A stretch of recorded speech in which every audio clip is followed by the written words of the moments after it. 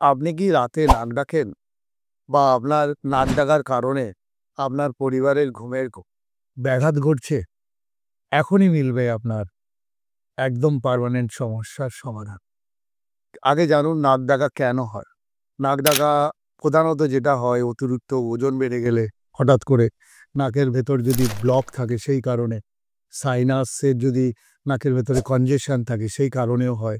আবার টনসিল যদি অত্যাধিক বড় হয়ে যায় সেই কারণেই হয়।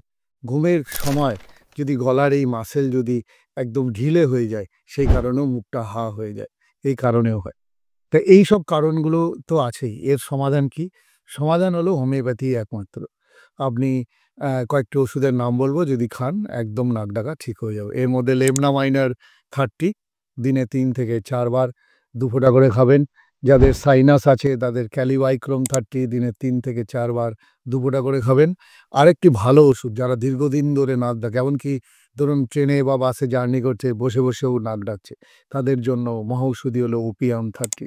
এই ওপিয়াম 30 দিনে ৩ থেকে ৪ বার দীর্ঘদিন ধরে খেলে এই নাক ডাকার সমস্যার সমাধান মিলবে। নমস্কার।